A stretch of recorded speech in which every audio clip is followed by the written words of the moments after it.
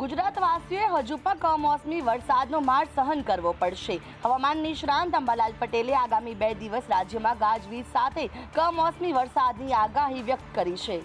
કમોસમી વરસાદ હજુ પણ પીછો નહીં છોડે। હવામાન નિષ્ણાંત અંબાલાલ પટેલે કહ્યું છે, આગામી 3 નવેમ્બર સુધી કમોસમી વરસાદ રહેવાની શક્યતા રહેલી છે। દક્ષિણ સૌરાષ્ટ્ર, દક્ષિણ ગુજરાત અને મધ્ય ગુજરાતના મહેસાણા, પંચમહાલ સહિતના કેટલાક ભાગોમાં હજુ પણ 3 નવેમ્બર સુધી કમોસમી વરસાદ રહેવાની શક્યતા રહેશે। 3 નવેમ્બર બાદ 5 નવેમ્બર સુધી હવામાનમાં ફેરફાર રહેશે અને 7 નવેમ્બર બાદ ઠંડીનું પ્રમાણ વધવાની પણ સંભાવનાઓ વ્યક્ત કરવામાં આવી છે। તારીખ 3 નવેમ્બર સુધીમાં ગુજરાતના ભાગોમાં હજુ કમોસમી વરસાદની શક્યતા રહેશે, જેમાં કોઈ દક્ષિણ સૌરાષ્ટ્રના ભાગો અને કોઈ દક્ષિણ ગુજરાતના ભાગોમાં કમોસમી વરસાદની શક્યતા રહેશે। આ ઉપરાંત મધ્ય ગુજરાતના ભાગો અને ઉત્તર ગુજરાતના ભાગોમાં હજુ પણ કમોસમી વરસાદની શક્યતા રહેશે અને ધીરે ધીરે આ કમોસમી વરસાદનું પ્રમાણ ઘટતું જશે અને હવામાન ચોખ્ખું થતું જશે। આમ છતાં 5મી નવેમ્બર સુધી વાદળવાળું હવામાન રહેવાની શક્યતા રહેશે। વડોદરા શહેરની અંદર લાખો અને કરોડો રૂપિયાનો ધુમાડો કરવા છતાં પણ રોડ રસ્તા હજુ પણ બિસ્માર હાલતમાં જોવા મળી રહ્યા છે। વાહન ચાલકોની કમર તોડી નાખે તેવા રસ્તાઓ ત્યાં જોવા મળે છે। વડોદરા શહેરમાં કમોસમી વરસાદને પગલે ખાડાઓનું સામ્રાજ્ય છવાયું છે અને આ ખાડાઓ પૂરવા કોર્પોરેશન લાખો અને કરોડો રૂપિયાનો ખર્ચ પણ કરી રહ્યો છે, છતાં પણ ફરી વરસાદ આવે એટલે સ્થિતિ એડી એ જ થઈ જાય છે। હાલમાં પણ નવા પડેલા ખાડાઓ નહીં પૂરાતા નાગરિકોમાં ભારોભાર રોષ વ્યાપ્યો છે અને તાત્કાલિક મરામત કરવાની માંગ ઉઠવા પામી છે।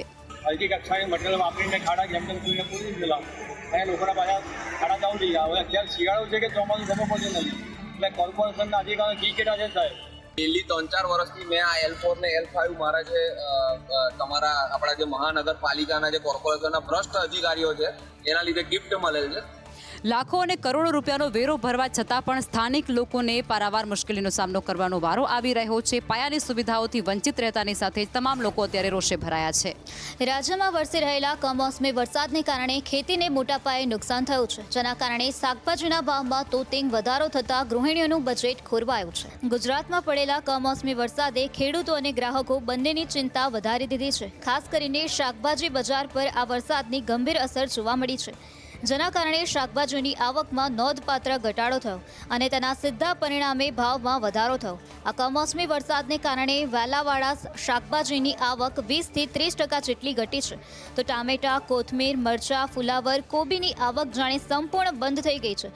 દક્ષિણ ગુજરાત, સૌરાષ્ટ્રથી આવતા શાકભાજીની આવક ઘટી ગઈ અને શાકભાજીની આવક ઘટતા ભાવ વધી ગયા। અતિવૃષ્ટિ જેવી સ્થિતિ વચ્ચે ખેતરોનું ધોવાણ થવાથી હાલ શાકભાજીના ભાવમાં પ્રતિ કિલો 30થી 40 રૂપિયાનો વધારો થયો છે।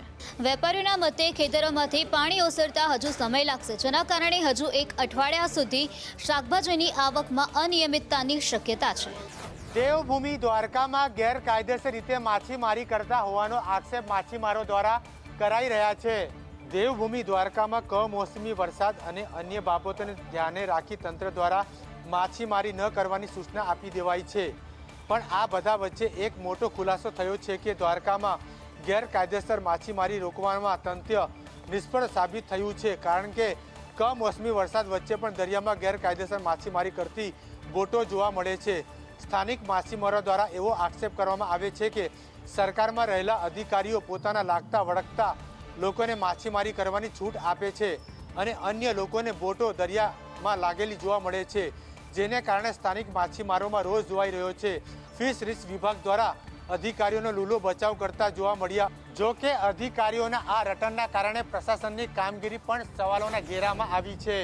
રાજ્યમાં સસ્તા અનાજના વેપારીઓ પોતાની પડતર માંગણીઓને લઈને હડતાલ ઉપર ઉતર્યા, જેથી લાભાર્થીઓને પડી રહી છે હાલાકી। રાજ્યભરમાં આજથી સરકારી સસ્તા અનાજના વિક્રેતાઓ હડતાલ પર ઉતર્યા છે। ખાસ કરી રાજકોટ, વડોદરા, સુરત સહિતના જિલ્લાઓમાં અનાજના વિક્રેતાઓ આજથી અચોક્કસ મુદતની હડતાલ પર ઉતર્યા છે। રાજકોટમાં પણ 700થી વધુ દુકાનદારો આ હડતાલમાં જોડાયા છે। બાયોમેટ્રિક વેરિફિકેશન પરિપત્ર રદ કરવા અને સમયસર કમિશનની ચૂકવણી કરવામાં આવે જેવી મુખ્ય 20 પડતર માંગણીઓને લઈને દુકાનદારો હડતાલનો માર્ગ અપનાવ્યો છે। કે હડતાલ જે છે એ તાત્કાલિક કરવામાં નથી। છેલ્લા 1 વર્ષથી અમે સરકારશ્રીને અમે પત્ર દ્વારા રૂબરૂ મળી અને અમારા જે પ્રશ્નોને વારંવાર અમે રજૂઆતો નથી અને પરિણામે અમને જે ન્યાય નથી મળ્યો એને હિસાબે હડતાલ કરવામાં આવી છે. સસ્તા અનાજના વિક્રેતાઓએ આક્ષેપ કર્યા છે કે સમયસર ટાર્ગેટ પૂરા થતા નથી તો કમિશન પણ મળતું નથી, જેથી પરિવારનું ગુજરાન ચલાવવું મુશ્કેલ બને છે. કમિશન વધારીને 40,000 કરવામાં આવે, આવી 20 પડતર માંગણીઓને લઈને હડતાલ કરવામાં. રાજકોટમાં પેંડા અને મુર્ગા ગેંગના સભ્યોને પોલીસે સીધા દોર કરી દીધા. અંધાધૂંધ ફાયરિંગ કરનાર લંગડાતા ચાલતા અને બે હાથ જોડીને માફી માંગી. રાજકોટ શહેરના મંગળા રોડ ઉપર સરાજાયેલ અંધાધૂંધ ફાયરિંગ કેસમાં બંને ગેંગના સભ્યો સામે પોલીસે ફરિયાદ નોંધી. ગઈકાલે પેંડા ગેંગના 7 સભ્યોની ધરપકડ કરી છે, તો આજે મુર્ગા ગેંગના 3 સભ્યોની ધરપકડ કરીને કાયદેસરની કાર્યવાહી હાથ ધરી છે. ગઈકાલે પેંડા ગેંગ બાદ આજે મુર્ગા ગેંગના 3 સભ્યોને ઝડપી પાડી દોરડા બાંધીને ત્રણેયને સાથે ઘટના સ્થળે લઈને રિકન્સ્ટ્રક્શન કરવામાં આવ્યું હતું. આજે જાહેરમાં ત્રણેય આરોપી લંગડાતા બે હાથ જોડીને લોકોની માફી માંગી હતી. ઉલ્લેખનીય છે કે ગઈકાલે પેંડા ગેંગના 7 આરોપીને કોર્ટમાં રજૂ કરતા કોર્ટે 6 દિવસના રિમાન્ડ મંજૂર કરતા પોલીસે હથિયાર સપ્લાયરની પણ શોધખોળ હાથ ધરી છે. આ કેસમાં મુખ્ય આરોપી સમીર ઉર્ફે સંજલો સહિત 4 આરોપી ફરાર છે, જેને ઝડપી પાડવા માટે પોલીસે ચક્રો ગતિમાન કર્યા છે. અમદાવાદમાં દંપતીને છરીની અણીએ બંધક બનાવીને 22 લાખથી વધુની લૂંટ ચલાવવામાં આવી. અમદાવાદના થલતેજ વિસ્તારમાં આવેલા એક બંગલામાં દંપતીને છરીની અણીએ લૂંટી લેવાનો બનાવ સામે આવ્યો છે. દંપતીની હત્યા કરવાની ધમકી આપીને 3 શખ્સે હીરાજડિત સોનાના દાગીના સહિત કુલ 22,91,000 રૂપિયાની લૂંટ ચલાવી હતી. 3 લૂંટારુઓએ ઘરમાં ઘૂસીને વૃદ્ધ દંપતીને બંધક બનાવી લૂંટ ચલાવી. લૂંટારુઓએ વૃદ્ધ દંપતીને ધમકી આપી હતી કે જો ગુનો દાખલ કરશો તો તમને જાનથી મારી નાખીશું. ભોગ બનનાર પતિ પત્નીએ ફરિયાદ નોંધાવતા બોડકદેવ પોલીસે ગુનો નોંધી તપાસ હાથ ધરી છે. મકાનમાંથી એમાં સોના અને હીરાજડિત દાગીના, સોનાની લગડી, કાંડા ઘડિયાળો, રોકડા 1 લાખ, કુલ 22,91,000ની મત્તાની ઘરફોડ ચોરી કરીને લઈ ગયેલા છે. પોશ વિસ્તારમાં આવેલા બંગલામાં લૂંટની ઘટના બની હોવાથી સ્થાનિકોમાં ડરનો માહોલ જોવા મળી રહ્યો છે. ત્યારે પોલીસે લૂંટારુઓને પકડવા ચક્રો ગતિમાન કર્યા છે. રાજકોટ ભાજપમાં સંગઠનમાં નિરીક્ષકોની નિમણૂક થાય તે પૂર્વે જ આ એક લેટર બોમ્બ ફૂટ્યો છે, જેમાં વર્તમાન મહામંત્રી અશ્વિન મૌલિયાનું નિવેદન સામે આવ્યું. રાજકોટના રાજકારણમાં નવા જૂની થાય તેમાં કોઈ નવાઈ નથી, ત્યારે રાજકોટમાં નિરીક્ષકોની નિમણૂક વચ્ચે લેટર સામે આવ્યો છે. સામાકાંઠા વિસ્તારના ભાજપના અગ્રણીઓએ આ પત્ર લખ્યો હતો, જેમાં વર્તમાન મહામંત્રી અશ્વિન મૌલિયાએ વિરોધ નોંધાવ્યો છે. જેને કોઈ લેટર લખ્યો છે એમાં લેટરમાં 5 જણા સિવાય કોઈની સહી નથી. બધાના નામ એમને લખી નાખેલા છે. કોઈને રજૂઆત કરવામાં કરી હોય તો બધાના લેટરમાં સહી પણ હોવી જોઈએ. અને જે લોકોએ જેને લખ્યું છે, જેને કીધું છે, તમે એમ કહો છો કે પોપટભાઈ ટોળિયા તો આપ કોંગ્રેસમાં જઈ આવ્યા છે, જીપીપીમાં જઈને પણ આવ્યા છે. રાજકોટ ભાજપનો આ આંતરિક ઇસ્યુ મોટો થાય છે કે પછી તેને અંદરો અંદર સમાવી લેવાય છે તે જોવાનું રહ્યું. અમદાવાદ મહાનગરપાલિકાની અસંવેદનશીલતા સામે આવી છે. હાલ જ રાજ્યમાં દાદા સરકારના મંત્રીમંડળમાં મોટા ફેરફાર બાદ હવે પ્રભારી મંત્રીઓ પણ બદલાયા છે. મુખ્યમંત્રી ભૂપેન્દ્ર પટેલ સરકારમાં હાલ જ મંત્રીમંડળનું વિસ્તરણ કરવામાં આવ્યું અને ખાસ કરી નવા અને યુવાન ચહેરાઓને તક આપવામાં આવી છે. તેમના પર અલગ અલગ જવાબદારીઓ સોંપવામાં આવી છે. તે વચ્ચે હવે એક મોટા સમાચાર સામે આવ્યા, જેમાં મંત્રીમંડળમાં બાદ પ્રભારી મંત્રીઓ પણ બદલવામાં આવ્યા છે. મંત્રીઓને અલગ અલગ જિલ્લાની ફાળવણી કરાઈ છે, જેમાં ખાસ કરી હર્ષ સંઘવી વડોદરા અને ગાંધીનગરના પ્રભારી બનાવાયા છે. બીજી તરફ કનુભાઈ દેસાઈ સુરત અને નવસારીના પ્રભારી બન્યા છે. જીતુ વાઘાણી અમરેલી અને રાજકોટના પ્રભારી બનાવાયા, તો કાંતિ અમૃતિયાને કચ્છના પ્રભારી બનાવવામાં આવ્યા છે. આ પ્રકારે અલગ અલગ નવનિયુક્ત મંત્રીઓને પ્રભારી તરીકેની પણ જવાબદારી સોંપવામાં આવી છે.